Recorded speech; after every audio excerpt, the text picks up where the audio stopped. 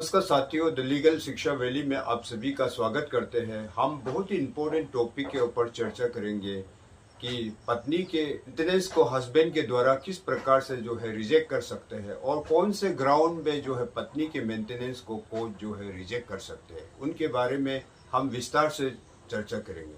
तो साथियों, आज की वीडियो के जरिए से हम ये जानेंगे कि वाइफ के मेंटेनेंस को रिजेक्ट करने का लीगल ग्राउंड्स क्या है। Number 2, wife living in adultery. अगर पत्नी किसी के साथ एडल्ट्री में रहते हो तो उस सिचुएशन में कोर्ट से क्या होगा। इसके बाद पत्नी बिना किसी सफिशिएंट ग्राउंड से आपसे अलग रह रहा है तो उस सिचुएशन में क्या होगा। और म्यूचुअल कंसेंट से दोनों हस्बैंड एंड वाइफ अलग अलग रह रहे हैं तो उस सिचुएशन का क्या होगा। और कोई एफिडेविट में पत्नी के जरिए से या हस्बैंड के जरिए से अगर इनकम के जो कंसल्टमेंट को अगर गलती देते हो, सबमिट करते हो कोर्ट में, तो उसका इफेक्ट क्या होगा। तो आज की वीडियो में हम विस्तार से कौन से ग्राउंड में आप अपने मेंटेनेंस को रिजेक्ट कर सकते हैं उसके बारे में हम चर्चा करेंगे साथियों। बहुत ही इम्पोर्टेंट ग्राउंड है जो पत्नी के मेंटेनेंस को रिजेक्ट कर सकते हैं। वो नंबर 1 है जो एडल्ट्री। अगर आपके पत्नी किसी हस्बैंड, किसी मर्द के साथ अगर एडल्ट्री में पाया जाता है या एडल्ट्री रिलेशन में रहते हैं तो उस ग्राउंड में कोर्ट पत्नी के मेंटेनेंस को कोर्ट रिजेक्ट कर सकते हैं। अगर पत्नी हस्बैंड से किसी बिना रीजनेबल ग्राउंड के अगर उससे सेपरेट रह रहा है तो उस ग्राउंड में भी उनको पत्नी का मेंटेनेंस रिजेक्ट होगा। हस्बैंड के द्वारा अपने विलिंगली उनको रिफ्यूजल नहीं किया, उनको मेंटेन करने के लिए जितने भी रुपए पैसे है वो देते हैं, लेकिन पत्नी अलग से बिना रीजन के, बिना रीजनेबल ग्राउंड के अलग से रह रहा है तो उस ग्राउंड में भी उनका मेंटेनेंस रिजेक्ट कर सकते हैं या डिनाई कर सकते हैं। अगर husband and wife mutual consent से वो दोनों अलग अलग रह रहा है, यानी कि अभी से हम एक दूसरे के ऊपर मेंटेनेंस क्लाइम नहीं करेंगे, इस प्रकार से अगर दोनों के बीच में म्यूचुअल कंसेंट से अगर पत्नी या पति अलग अलग रह रहा है तो उस ग्राउंड पे मेंटेनेंस क्लाइम नहीं कर सकते पत्नी के द्वारा, तो उस ग्राउंड में भी पत्नी का मेंटेनेंस डिनाई होने का ये भी एक ग्राउंड है।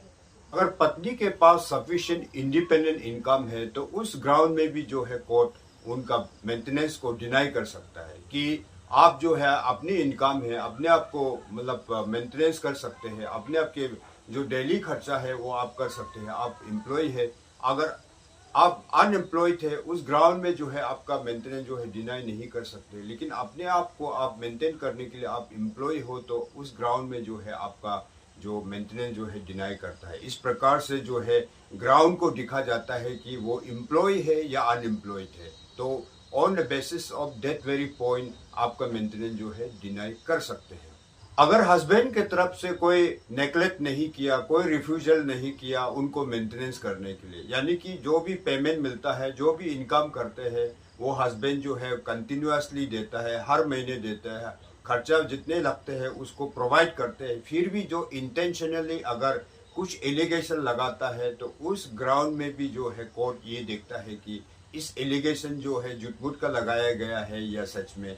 तो अगर हस्बैंड मंथली उनको एक्सपेंडिचर देता है, उनको मेंटेन करता है, जैसा बैंक से डिपॉजिट हो या चेक के जरिए हो या कुछ केस का ट्रांजेक्शन हो, अगर आपके पास इस तरह का अगर एविडेंस है तो आप वो उसको भी कोर्ट में दिखा सकता है। अगर पत्नी के द्वारा वॉलेंटरली विथड्रॉ करते हैं मैट्रिमोनियल सोसाइटी से, तब उस सिचुएशन में उनको मेंटेनेंस डिनाई किया जाएगा, क्योंकि वहां से मैट्रिमोनियल होम से उन्होंने अपने वॉलेंटरली विथड्रॉ करके चले गए कि नहीं, मैं उस घर पे नहीं रहना, मैं उस सोसाइटी में नहीं रहना। इस प्रकार से उनका वॉलेंटरली अगर विथड्रॉ करते हैं तो उस सिचुएशन में उनको मेंटेनेंस डिनाई किया जाएगा। पत्नी के द्वारा अगर फॉल्स स्टेटमेंट देते हैं, फॉल्स एफिडेविट देते हैं, यानी कि उनका इनकम है, उनका असेट है, लेकिन उन्होंने गलत तरीका से कोर्ट को गुमराह किया और गलत स्टेटमेंट दिया, गलत एफिडेविट दिया, तो उस